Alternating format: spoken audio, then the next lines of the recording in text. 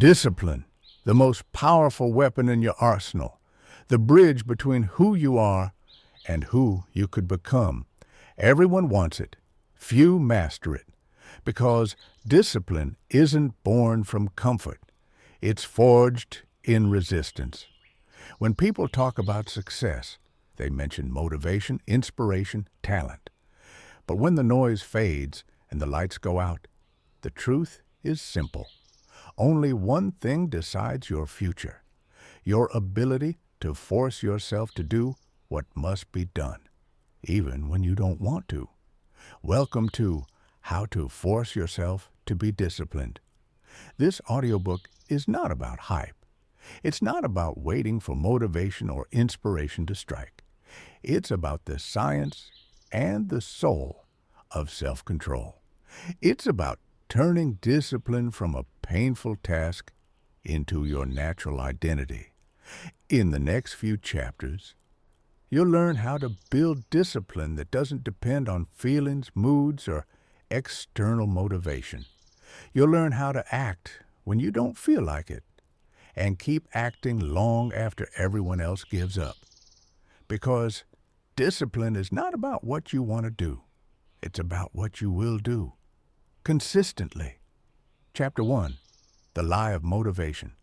Motivation feels good. It's fire. It's excitement. It's that voice that says, let's go. But here's the truth.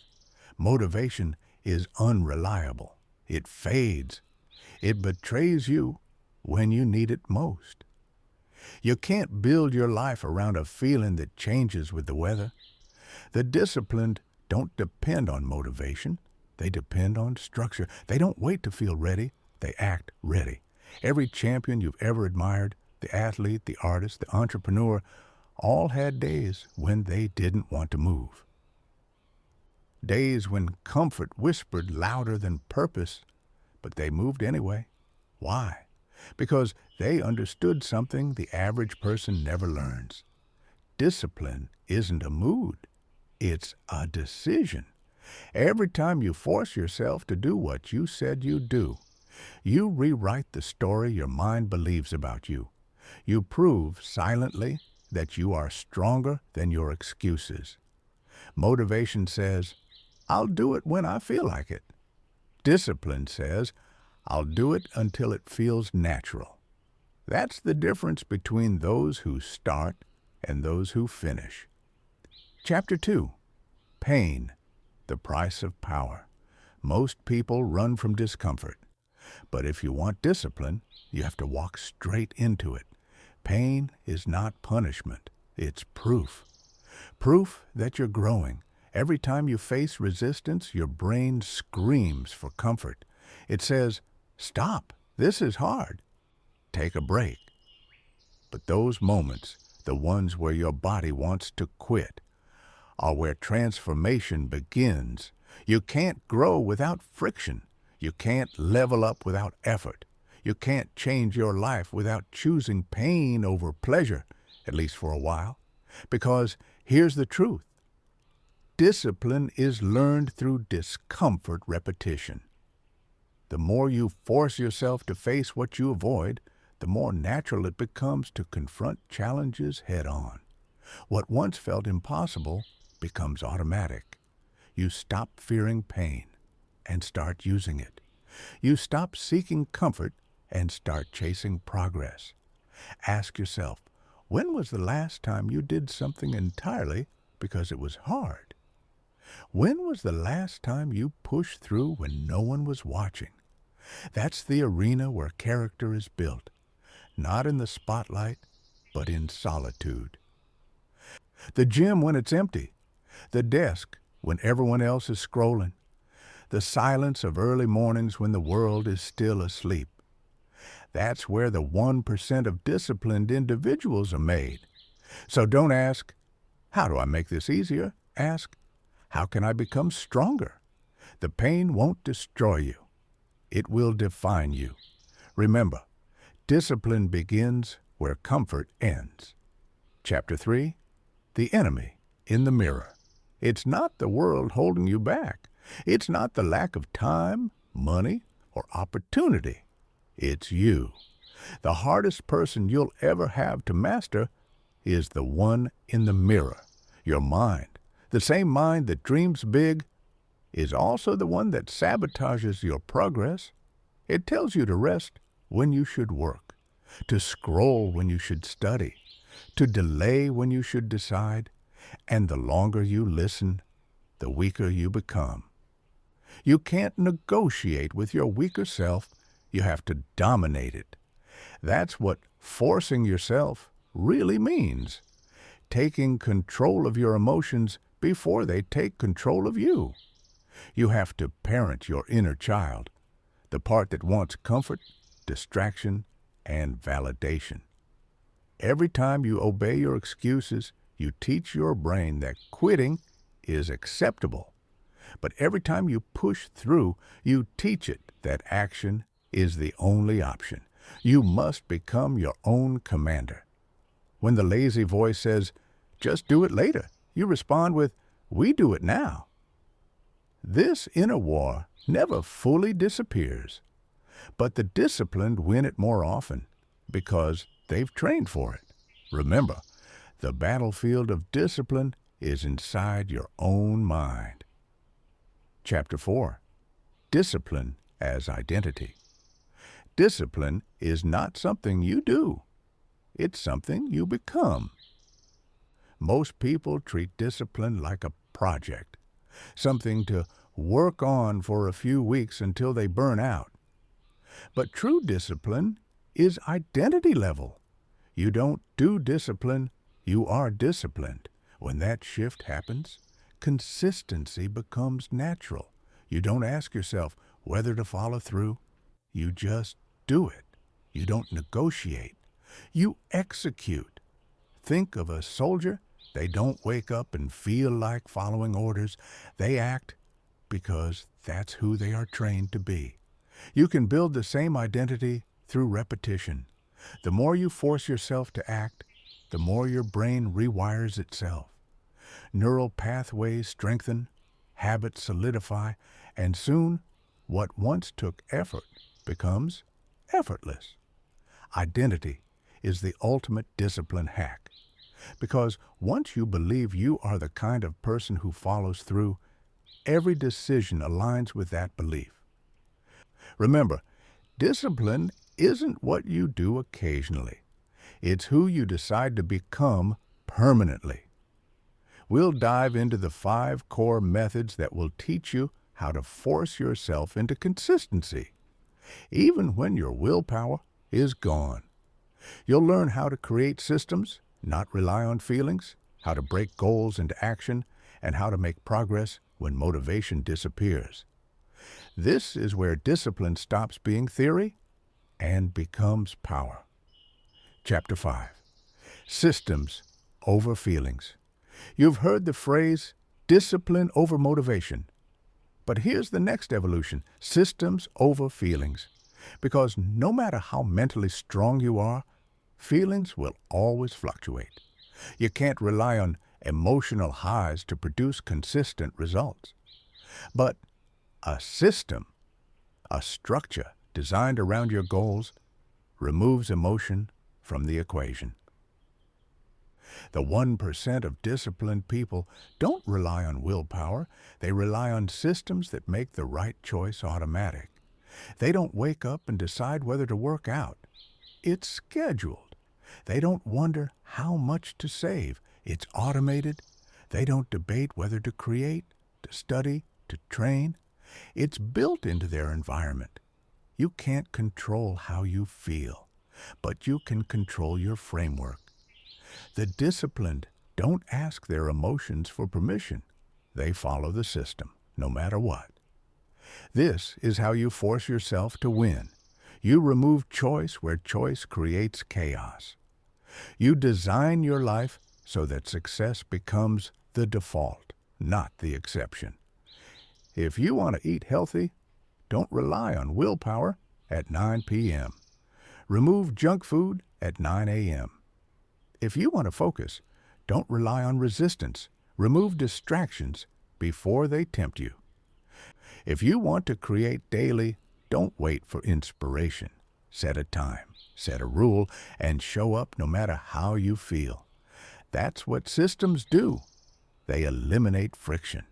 Because in the end, it's not the strongest who succeed. It's the most structured. And the beauty of structure is that once it's built, it carries you through your weakest days. Remember, discipline isn't about fighting harder. It's about building smarter. Chapter 6. The 5-minute rule. Discipline doesn't start with marathons. It starts with minutes. You don't need to do it all. You just need to begin. The hardest part of any task isn't doing it. It's starting it. That's where resistance is strongest. Your brain creates 1,000 reasons to delay. I'll do it later. I'm tired. I'm not ready. But here's the trick the most disciplined people use. They lower the barrier to entry. They tell themselves, just 5 minutes, 5 minutes of writing, 5 minutes of stretching, 5 minutes of reading. Once they start, momentum takes over because motion creates motivation, not the other way around. The 5-minute rule kills procrastination by breaking perfectionism. You don't need to finish everything today. You just need to prove to yourself that you can start. And starting repeatedly builds trust. Trust that you'll do what you said you'd do. When you can trust yourself, your discipline becomes unshakable. Every small win becomes a vote for the identity you're building. Every repetition strengthens the muscle of follow-through. Start small, but start every day. Because you can't force yourself to be disciplined someday. You can only do it today, 5 minutes at a time. Remember, start small, stay consistent, watch your life transform. Chapter 7. Energy, not excuses. Discipline isn't just about time management, it's about energy management. You can't force yourself to act if your body and mind are constantly running on empty. The undisciplined think they lack motivation. The disciplined understand they lack energy. Because fatigue makes cowards of everyone. So if you want to become disciplined, protect your energy like treasure. That means sleep with intention. Fuel your body like an athlete, not an addict. Move your body daily, not for aesthetics, but for alertness. Guard your mental diet. What you consume emotionally matters just as much as what you eat. Every complaint, every gossip session, every endless scroll steals the energy you need for discipline. The 1% of disciplined individuals operate on awareness. They don't waste mental power on things that don't move them forward. They understand that focus is a finite resource, so they invest it wisely. If you feel constantly distracted, you're not lazy, you're leaking energy.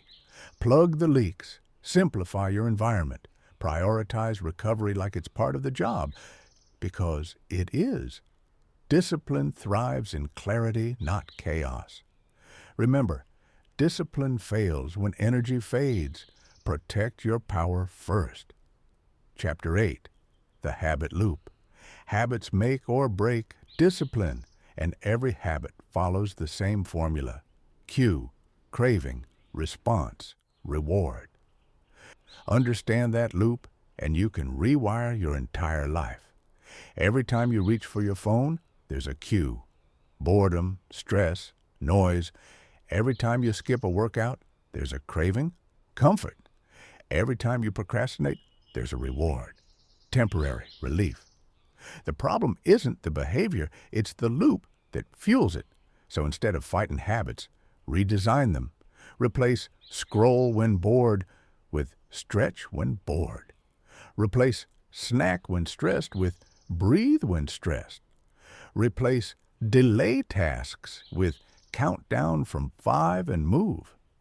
Small rewires lead to massive change. Because discipline doesn't mean killing comfort. It means replacing the comfort that weakens you with the comfort that strengthens you. The 1% live by design, not by default. They create reward systems that serve their goals, not their distractions. You don't need to destroy old habits, you need to upgrade them. Remember, habits don't disappear, they evolve. Chapter 9, The Law of Momentum. Momentum is magic. Once you start moving, staying disciplined becomes easier. The hardest part is not the work, it's the resistance before the work. Momentum creates emotional gravity. The more you act, the more your brain expects action. The less you act, the more it justifies avoidance. That's why forcing yourself to start, even when you don't feel ready, is the most important step you'll ever take. You don't need a perfect plan. You need motion. You don't need clarity before action. Action creates clarity. Discipline isn't a switch, it's a snowball. Every repetition builds weight. Every task completed adds speed. And soon it becomes harder to stop than to start. That's when you've crossed the threshold. When discipline becomes momentum. You'll wake up earlier without fighting yourself. You'll execute tasks without hesitation. You'll crave progress like others crave pleasure, because you've trained your brain to find satisfaction in consistency, not convenience. Remember, action fuels motivation, not the other way around. Chapter 10, The Reward of Resistance. At some point, you'll notice something strange. The struggle itself starts to feel good. That's when you've truly become disciplined, when you start craving the grind, not avoiding it. You'll realize that the pain of discipline is far lighter than the weight of regret, that every sacrifice compounds into strength, that every moment of resistance was carving you into someone capable of far more than you imagined. That's when you'll stop saying, "I have to do this," and start saying, "I get to do this." Because discipline is freedom disguised as effort. And once you see that truth, there's no going back. Remember, the disciplined don't avoid discomfort. They're fueled by it. We'll dive even deeper into the mental rewiring techniques used by elite performers, athletes, and creators to sustain discipline for decades. You'll learn how to crush procrastination at its root, build resilience under pressure, and sustain your focus when life hits hardest. This is where you learn not just to force yourself, but to love the process. Chapter 11, Rewiring the Mind. The Science of Self-Command. You can't force yourself to be disciplined for long if your mind is programmed for comfort.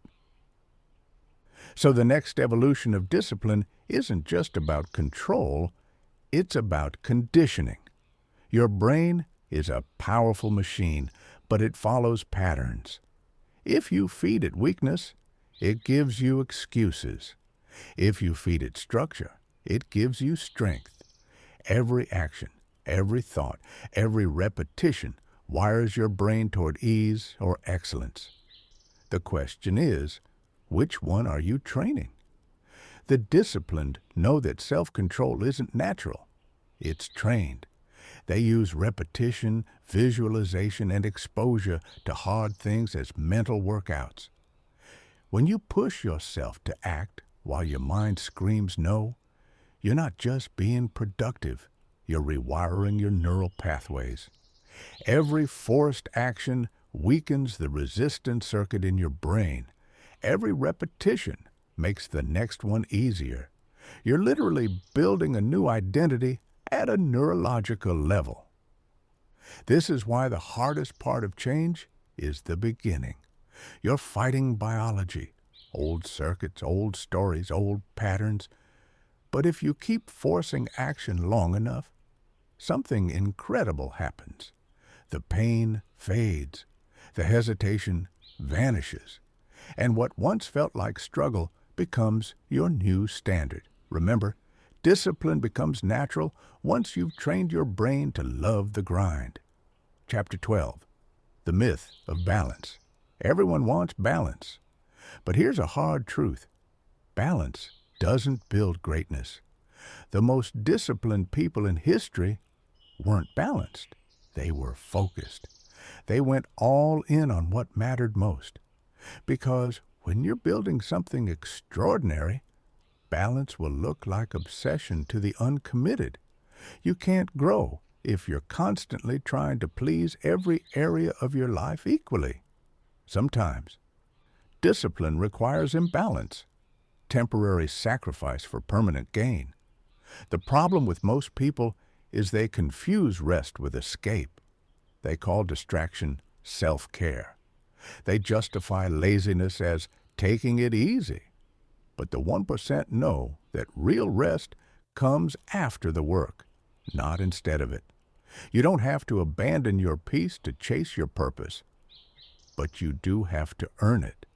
And that's what disciplined living is all about, knowing when to push and when to pause. Balance isn't symmetry, it's alignment. And alignment means your actions match your ambitions. So stop trying to do everything perfectly. Do the right things relentlessly, because balance without focus is chaos in disguise. Remember, don't aim for balance. Aim for alignment. Chapter 13. Building unbreakable routines. Discipline dies in randomness. You can't build consistency in chaos. That's why every highly disciplined person has one secret weapon. A routine that runs their life like a machine. They don't rely on willpower. They rely on win power. They know when they wake, when they work, when they train, when they rest. Every block of time has a purpose. Because once your schedule becomes sacred, your goals stop slipping through the cracks. You can't expect your mind to stay strong if your days are scattered. Your brain thrives on rhythm. Predictability builds focus. So design your day with intention. Morning, movement, clarity, direction. Midday, deep work, execution. Evening, reflection, recovery, recalibration. That's how you create momentum that feeds itself. The disciplined don't live boring lives. They live powerful ones, because they know freedom comes from structure. The routine doesn't trap you. It frees you. It gives you energy, control, and confidence. You don't have to wonder what's next. You already decided yesterday. And when every day begins with purpose, every night ends with peace. Remember, structure isn't restriction, it's liberation. Chapter 14. The War Against Procrastination. Procrastination isn't laziness, it's fear disguised as comfort. Fear of failure, fear of success, fear of discomfort. It's the mind's trick to keep you safe, but safe never built anything worth remembering. When you delay action, you teach your mind that fear wins. When you act immediately, you teach it that you do. The disciplined don't wait for courage. They act, and courage follows. Here's a truth most people never realize. Procrastination doesn't disappear with time. It grows. Every time you ignore your goals, the fear of starting doubles. Every time you push something to tomorrow, tomorrow becomes heavier. The only cure is instant movement. Count down from 5. Move before your mind interferes. Start the call, open the document, step out the door. Action kills anxiety. And once you act, your brain shifts from protection to performance. Remember this law. The moment you think, I don't feel like it, is the exact moment you must act. Because that's when discipline is built, not when it's easy, but when it's inconvenient. Remember, the cure for procrastination is motion. Chapter 15. Emotional Discipline. Mastering the Inner Storm. The greatest challenge in discipline isn't the task. It's the turmoil inside. When emotions surge, anger, doubt, fatigue, logic disappears. That's when most people quit. But the disciplined, they feel everything and act anyway. They don't suppress emotions, they observe them. They don't fight feelings, they filter them, because emotion is just energy. And you decide where to direct it. When you're angry, channel it into intensity. When you're tired, channel it into focus. When you're scared, channel it into action. The goal isn't to eliminate emotion, it's to control its direction. The undisciplined are emotional slaves. The disciplined are emotional architects. They don't react, they respond, they don't explode, they execute. And that's why their lives look calm on the surface. Not because it's easy, but because they've mastered inner stillness. Emotional discipline is the highest level of strength because if you can stay calm under pressure, you can conquer anything. Remember, he who masters emotion masters motion. Chapter 16. The Burnout Paradox. The disciplined don't avoid burnout by doing less. They avoid it by doing differently. You don't burn out because you're working hard. You burn out because you're working without meaning. When your effort is connected to purpose, energy renews itself. When your work is tied to pressure, energy drains. That's why the most consistent people aren't necessarily the most motivated. They're the most connected.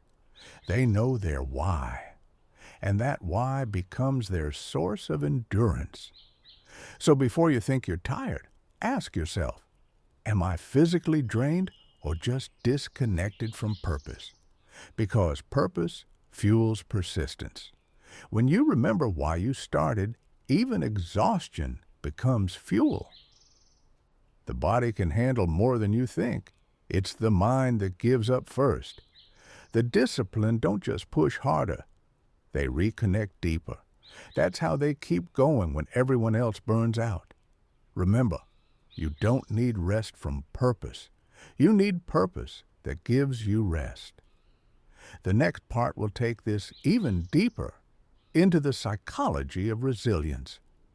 You'll learn how to stay disciplined during chaos, how to reset your focus after failure, and how to build an identity so strong that no setback can shake it. We're about to uncover the mental armor that turns self-discipline into unstoppable momentum. Chapter 17. The Psychology of Resilience. Discipline without resilience is like a sword without steel. It looks sharp, but it breaks under pressure because the truth is life will test your consistency.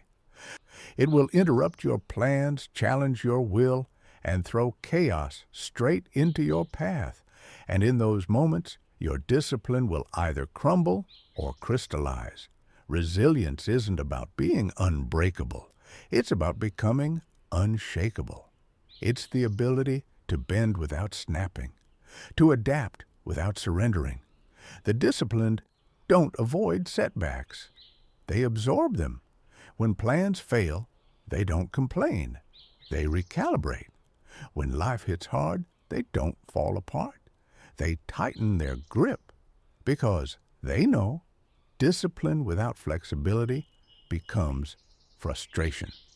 If you want to force yourself to stay consistent, learn to adapt. Your environment will change. Your energy will fluctuate.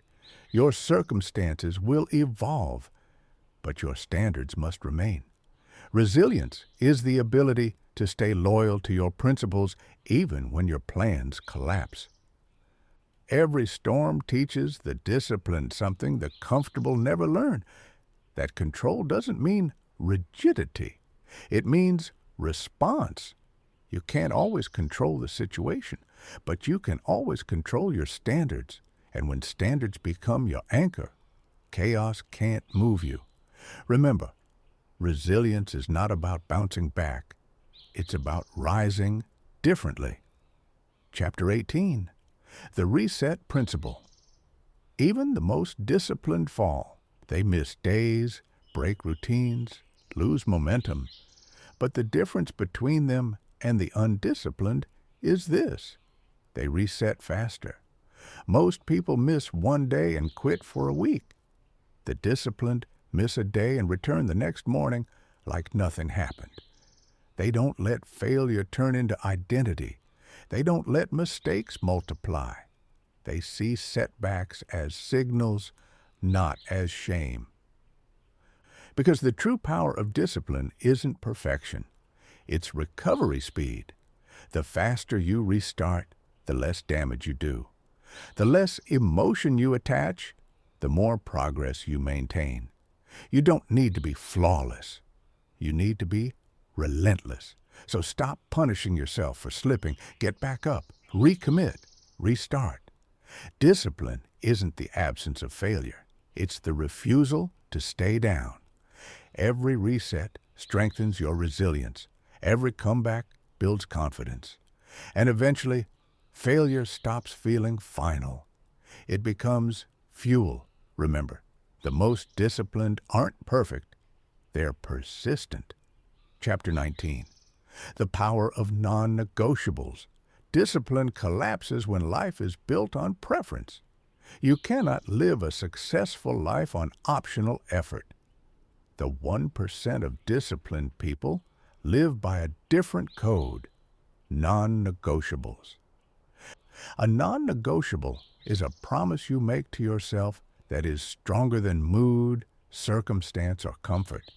It's the part of your life where "I don't feel like it" no longer exists. For some, it's waking up early. For others, it's daily exercise, meditation, journaling, or study. But the power isn't in the habit itself.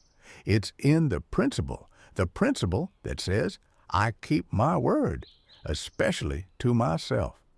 Because once you start breaking promises to yourself, you teach your brain that self-trust is optional. And once self-trust breaks, discipline dies. So build your list of non-negotiables. Keep it small. Keep it sacred. Keep it consistent. You don't need 1,000 rules, just a few that define your standard, because your non-negotiables are your anchors. They hold you steady when life gets chaotic. They remind you who you are when you're tempted to forget. Remember, discipline begins the moment your word becomes law. Chapter 20. The Discipline of Thought. Everyone talks about physical discipline. Wake up early, work out, grind. But the highest form of discipline lives in the mind. Because before you control your actions, you must control your thoughts. Every excuse begins as a thought. Every delay starts as a whisper. Every failure starts as mental permission to stop trying. You can't stop thinking, but you can start directing. The disciplined train their thoughts the same way athletes train their muscles. They notice negativity, question it, and replace it. They don't allow thoughts of weakness to grow into stories of failure. They control self-talk with the same intensity they control their goals. Instead of "I can't," they think "I'll try again." Instead of "It's too late," they think "I'm just getting started." Instead of "This is too hard," they think "hard means I'm improving." You are not what happens to you. You are what you tell yourself about what happens to you. That's why thought discipline is the secret weapon of every high performer. They guard their mind like a vault, because one negative seed can poison an entire garden. So every morning, before you check your phone, check your thoughts. Are they serving your vision or sabotaging it? Train your mind first, and your actions will follow automatically. Remember, discipline begins in thought long before it becomes behavior. Chapter 21. Mastering Delayed Gratification. The weak trade long-term growth for short-term comfort. The strong delay the pleasure and double the reward. Discipline thrives in delayed gratification. It's the ability to say no now so you can say yes later. When you resist impulses, you're building self-respect, and self-respect becomes the foundation of long-term power. Think about it.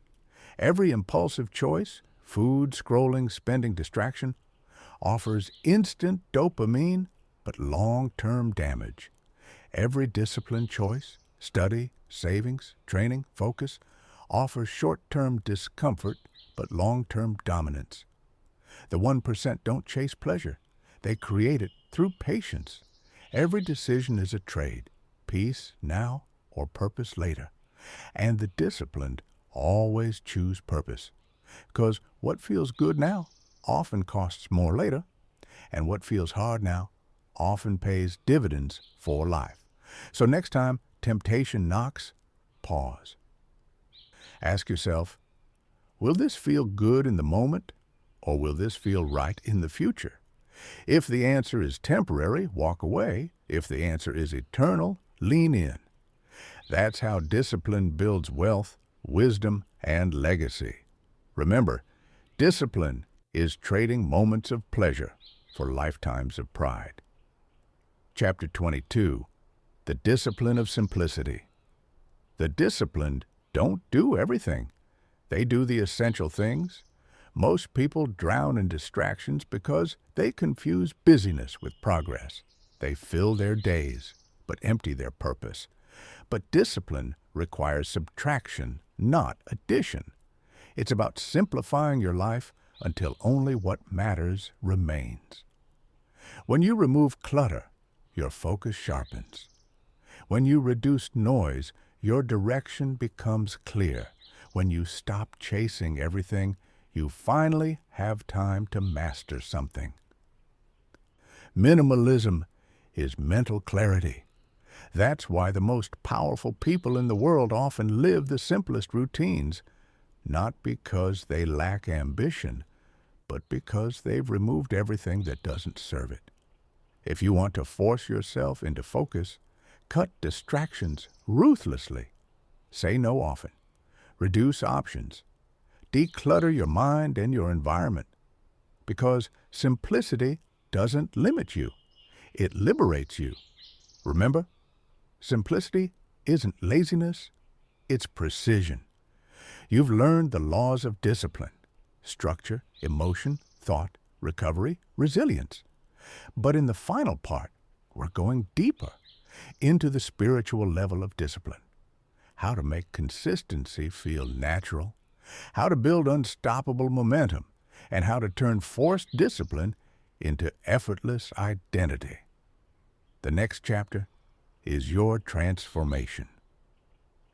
Chapter 23, From Force to Flow. There comes a moment in every journey where forcing yourself is no longer necessary, because discipline has evolved into identity. At first, it's hard. Every task feels heavy. Every repetition feels like resistance. You wake up tired, but you move anyway. You face distractions, but you stay focused. You say no when everything inside you wants to say yes. That's the grind phase, the phase where every action feels forced. But here's what most people don't realize. The point of forcing yourself isn't to suffer forever. It's to build momentum until momentum takes over. Eventually, the weight you've been lifting becomes lighter. The habits you've been fighting against become automatic. And one day, you'll realize what used to be difficult now defines you. You no longer have to convince yourself to get up early, to train, to work, to learn. You do it because it's who you are. This is the final stage of discipline, when the grind becomes flow. You've conditioned your mind so deeply that consistency feels natural. You've trained your emotions to follow purpose instead of pleasure. You've built a life where progress feels like oxygen. And that's the freedom you were fighting for all along. Discipline starts as force, but if you stay the course, it transforms into flow. Remember, force builds habit. Habit becomes flow. Flow becomes freedom. Chapter 24, the identity shift. Most people try to act disciplined without becoming disciplined. They focus on behavior, not belief. But here's the secret. Behavior always follows identity. If you believe you're lazy, every action will eventually prove that belief true. If you believe you're disciplined, every action will begin to align with that standard. This is why self-image matters. You cannot outperform the story you tell yourself, so rewrite it. Stop saying, I'm trying to be consistent. Start saying, I am consistent. Stop saying, I'm bad with habits. Start saying, I am building systems. Language isn't just communication, it's construction. Every word you repeat about yourself is laying bricks in your identity. The disciplined don't fake it, they frame it. They talk to themselves like someone worth becoming. They walk like the person they're becoming. And soon, their identity catches up to their intention. This shift is everything. Because when your identity matches your actions, discipline is no longer effort. It's alignment. Remember, you don't become disciplined by doing more. You become disciplined by becoming more. Chapter 25, the accountability mirror. Discipline thrives in truth, and truth begins with accountability. Every night, the disciplined look themselves in the mirror, not to judge, but to assess. They ask, did I live up to my standards today? Not, did I win? Not, did I succeed? Just, did I do what I said I would do? Because self-honesty is the foundation of growth. Most people lie to themselves daily. They hide behind intentions, justify excuses, and call avoidance balance. But the disciplined know you can't fake results. The mirror doesn't lie. It reflects exactly who you've been training yourself to be. So start holding yourself accountable. Track your habits. Review your progress. Own your setbacks, not from guilt, but from growth. Accountability isn't punishment. It's power. It's the proof that you're still in control. Because the moment you take full responsibility for your actions, no one can take that power away from you again. Remember, accountability is freedom disguised as responsibility. Chapter 26, the discipline of consistency. Anyone can be disciplined for a week. Few can do it for a year. Even fewer can do it for life. Consistency is the currency of success. The 1% aren't the most talented, they're the most consistent. While others chase motivation, they chase mastery. While others celebrate effort, they celebrate endurance. Because results don't come from what you do sometimes. They come from what you do always. Consistency doesn't mean never missing. It means never quitting. It means showing up again and again, no matter the emotion, no matter the outcome. Because in the end, consistency compounds. This is the power of forcing yourself until you no longer need to. So keep pushing, keep rising, keep forcing yourself into focus, strength, and purpose. Because on the other side of resistance lives your freedom.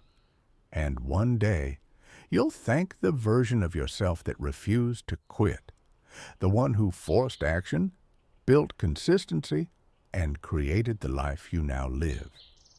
Closing statement. If this audiobook challenged you, share it with someone who needs it. If it hit something deep, comment the line that stuck with you. And if you're ready to keep growing, subscribe to continue your journey with us. because this is only the beginning. You have the tools. You have the strength. You have the will. Now it's time to use them. Remember, you don't wait for discipline. You create it. You don't chase motivation. You replace it. You don't wish for power. You build it. So go, force yourself, and never look back. Disclaimer: this audiobook is for educational and motivational purposes only. It is not therapy, financial, or medical advice. It is designed to inspire discipline, growth, and self-mastery in everyday life. Discipline doesn't find you. It's forged by you.